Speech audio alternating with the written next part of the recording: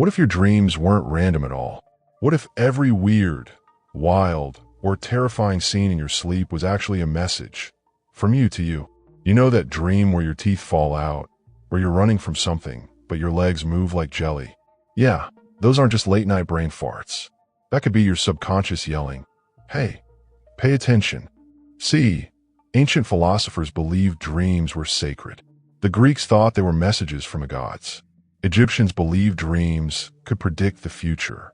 Fast forward to today, and now scientists say your dreams are your brain's way of cleaning house, organizing memories, and processing emotions.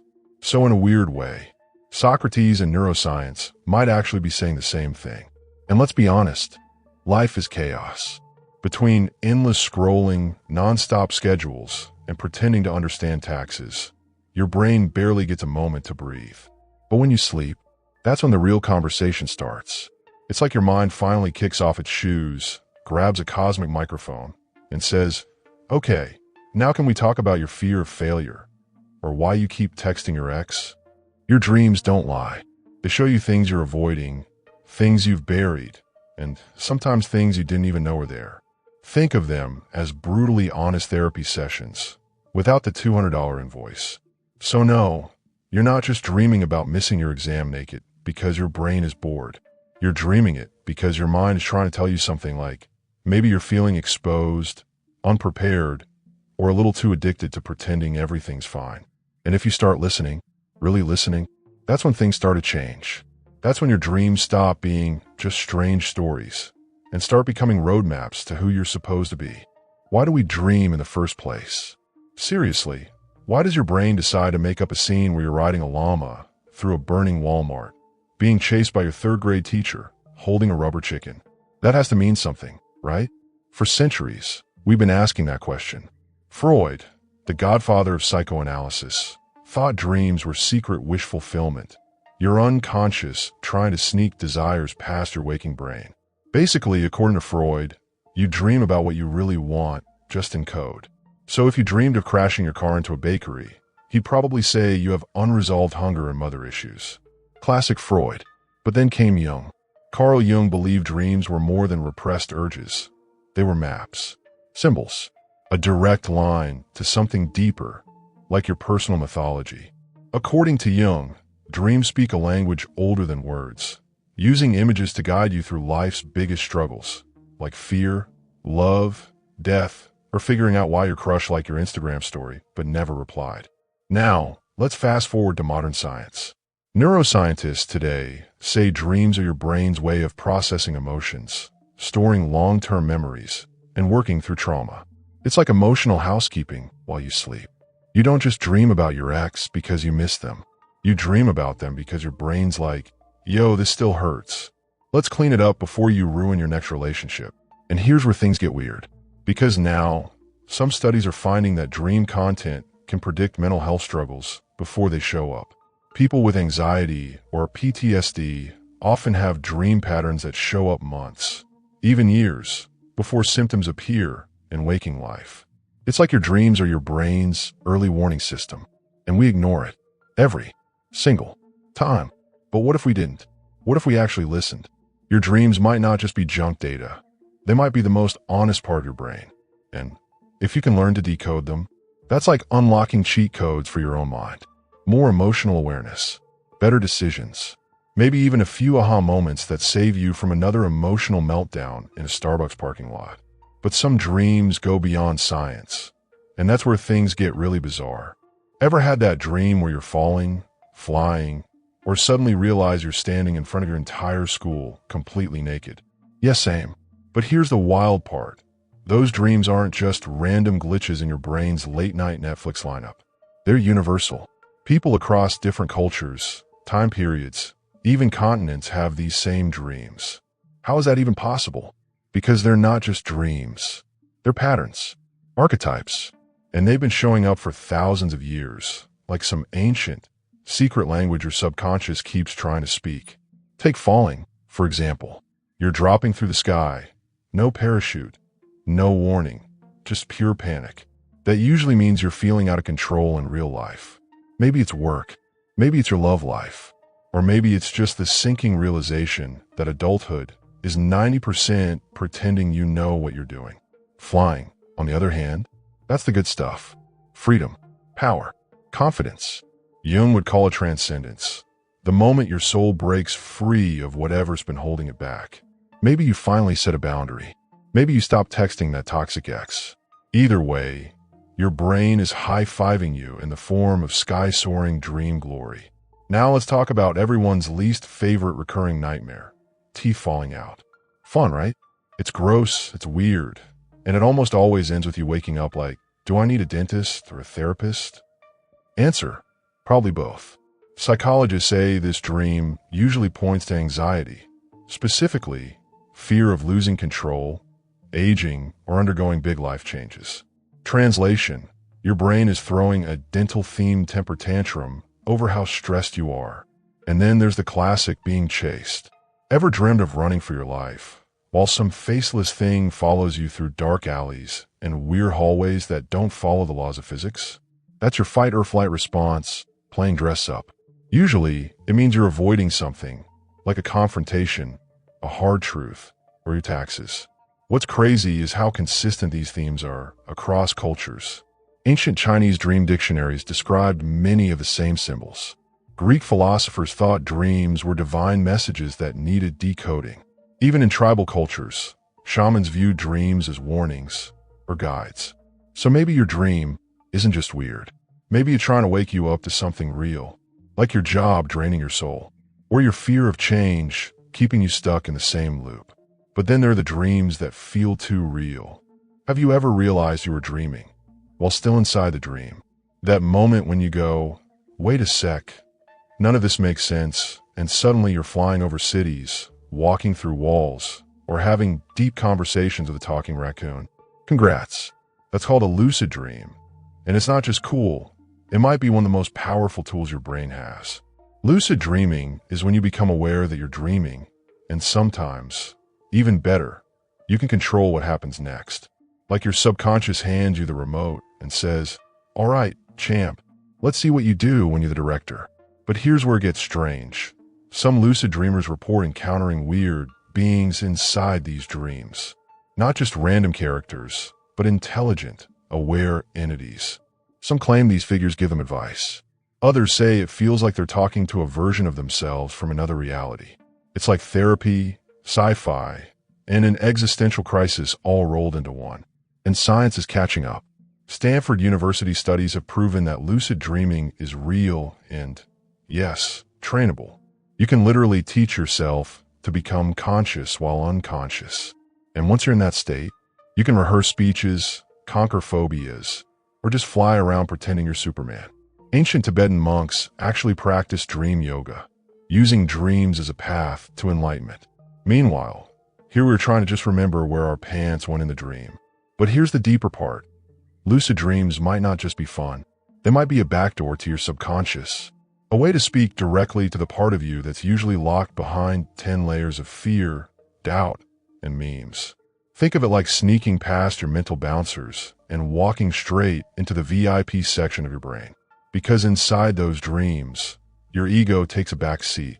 No filters, no pretending, just raw, uncut you. And sometimes, that version of you has messages you need to hear, warnings, insights, maybe even answers to questions you've been avoiding. But only if you're brave enough to listen. And it's not just about control. Some dreams come with real-world consequences. Have you ever had a dream so vivid, so specific, and then it actually happens? Not just, oh wow, déjà vu, but full-on, beat-for-beat reality echoing something your brain showed you in your sleep? Yeah, you're not alone. Let's rewind to Abraham Lincoln. Yeah, that Lincoln. Just days before his assassination, he reportedly had a dream about walking through the White House, finding people crying. When he asked who died, someone told him, the president. He told his wife and close friends about it. And then, bam, he was gone. Chilling, right? Now, before you roll your eyes and blame it on a spooky coincidence, here's the thing. Stories like this pop up everywhere. People dreaming of plane crashes, breakups, lost pets, even medical diagnoses, before anything actually goes down. A woman dreams her husband crashes his car, begs him not to drive, and boom, crash the next day. A guy dreams of a spot on his skin turning black. Wakes up, checks the mirror, gets it tested. Skin cancer. Early stage. He survives. So was it a fluke? Or a freaky form of internal radar? Modern science doesn't fully know. Some researchers say it's just our brain playing probability roulette. Others think our subconscious picks up on small clues, like body language, tone, or tension, and creates possible future scenarios while we sleep. Basically, your brain becomes Sherlock Holmes with a dream filter. And sometimes it's dead on. Ancient cultures, though, they didn't think this was weird at all. In Mesopotamia, dreams were considered divine prophecies. Egyptians had dream interpreters who worked like spiritual weathermen. Even the Bible's packed with people getting future warnings through dreams, floods, battles, betrayals, you name it. So maybe the real question isn't, are premonition dreams real?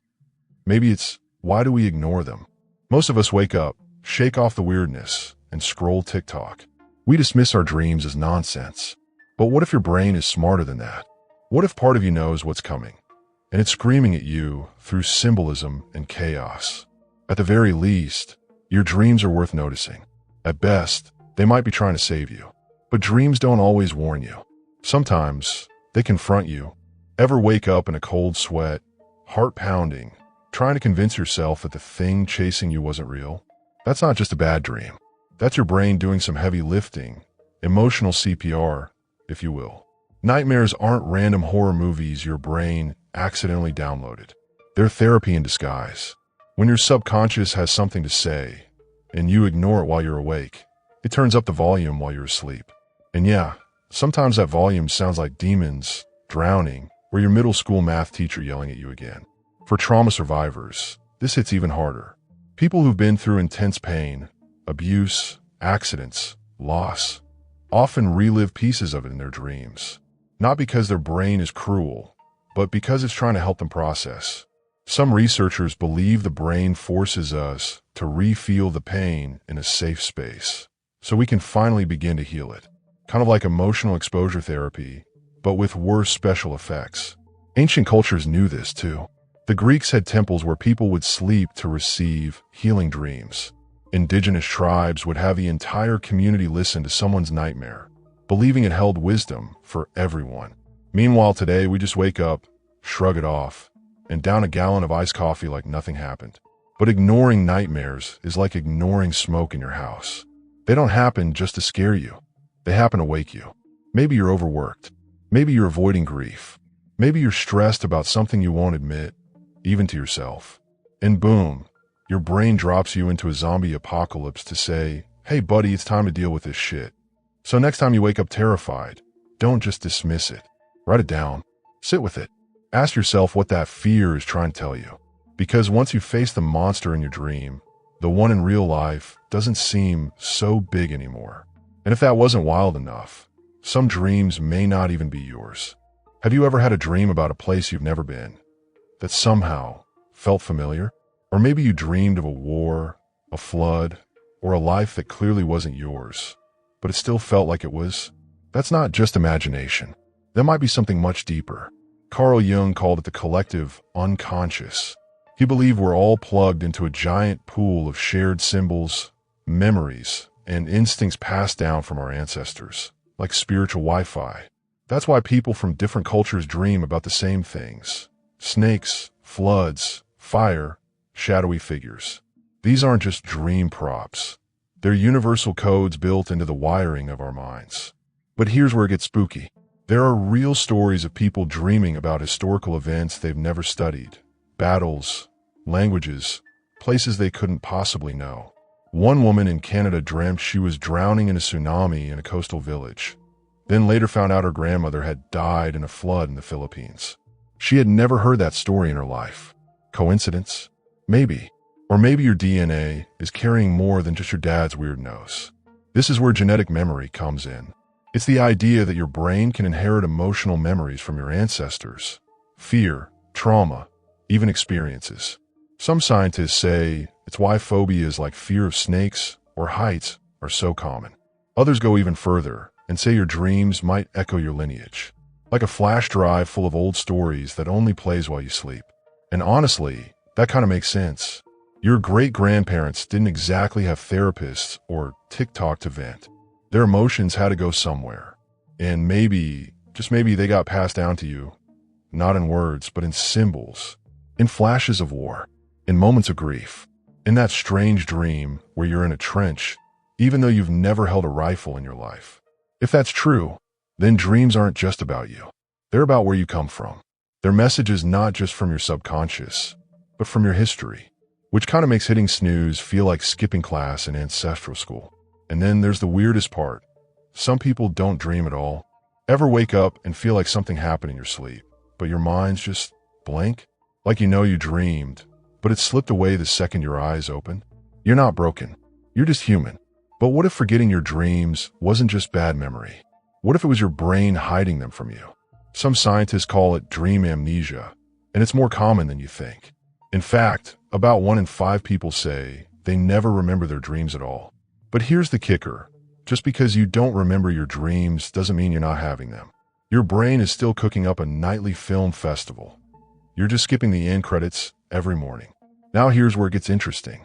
Research shows that people who don't recall dreams often deal with higher levels of chronic stress, emotional numbness, or even inflammation in the brain.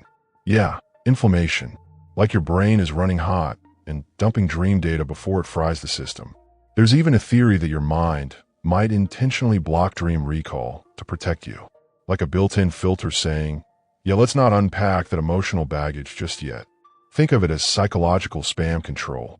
But the longer you suppress those thoughts and feelings, the louder they get in your subconscious. Eventually, something has to give. And if it's not during your 2 a.m. REM cycle, it might explode during your 2 p.m. meltdown over a missing phone charger. Even ancient thinkers got this. The Stoics believed that self-awareness was the key to peace. But how can you be self-aware if your mind is hiding stuff from you in your sleep? Modern mindfulness teaches the same thing. Attention is healing. So maybe the real flex isn't just waking up, it's waking up to yourself. If you want to remember your dreams, you can train your brain. Keep a journal. Set an intention before bed. Avoid scrolling through chaos before sleep. Because the more you signal to your brain that dreams matter, the more it starts to deliver. And now that you've heard all that, ask yourself this one question. All right, let's get real. Your dreams are basically cryptic text from your subconscious. The problem? They don't come with translation notes. It's like your brain is sending you messages in Morse code while you're half asleep and drooling on your pillow. But what if you could actually crack the code? First step, get a dream journal. And no, not a cute, I'll start tomorrow notebook. We mean right next to your bed, ready to go the second you open your eyes. Because here's the truth. Your brain starts erasing dreams within seconds of waking. Blink twice and boom, gone. So when you wake up, even if it's just, I was running from a giant duck made of lasagna, write it down. Yes, even the weird stuff. Especially the weird stuff. Next, look for recurring symbols. Dreams speak in patterns. A locked door could mean something you're avoiding. An elevator that won't stop might be anxiety. Being naked in public, classic fear of vulnerability, or you just forgot laundry day again. These symbols are like little breadcrumbs your brain drops while it's trying to tell you something real. And here's the fun part. Ask your dream questions. No, seriously, before bed, talk to your subconscious. What should I know? Or show me what I'm avoiding. It sounds ridiculous, but it works. Your brain wants to talk to you. Most of the time, it's just waiting for you to shut up and listen. Now, about those dream dictionaries you see online, they're cool and all, but take them with a grain of salt. Saying dreaming of a cat means independence is like saying pizza always means happiness. Actually, okay, maybe bad example. The point is, dreams are personal. A snake might mean fear to one person, but transformation to another. Trust your feelings, not a random website run by Moonspirit777. So here's the big idea. You don't need to be psychic or a monk to read your dreams. You just need attention, curiosity, and a pen that works at 3 a.m. Because once you learn to read your dreams, here's the truth no one tells you. Your dreams aren't just weird movies your brain plays while you're knocked out. They're a mirror, a brutally honest, sometimes messy, often weird as hell mirror. And most of us, we've been ignoring it like that pile of laundry in the corner we pretend isn't there. Dreams are your subconscious with a megaphone. When life gets too loud, too fast, or too painful to process while you're awake, your brain waits until you're asleep to sneak in and say, "Hey, we need to talk." Some dreams protect you, nudging you away from danger. Some warn you, showing red flags before you even notice them. And others, they straight up drag you. They call out the things you refuse to admit, the fear you keep stuffing down, the guilt you pretend isn't there, the dreams you gave up on years ago. Ancient thinkers didn't dismiss dreams, they studied them. Plato believed dreams revealed our truest desires. The Egyptians built temples just to sleep and interpret dreams. And here we are, in 2025, scrolling past our inner truth because we're too busy binge-watching crime shows and pretending our feelings don't exist. But what if you listened? What if instead of brushing them off, you actually started asking what your dreams are trying to tell you? That feeling of being stuck? That's a dream waiting to be decoded. That same nightmare that keeps showing up? That's your brain saying, "Yo, we're not okay." And the dream that makes you feel alive again? That's your inner voice reminding you who you really are, beneath the stress, the noise, and the 87 open tabs in your brain. So don't just sleep through your life. Pay attention. Write it down. Ask questions. Be curious. Because your dreams know things about you that you don't. The real question is, will you finally listen?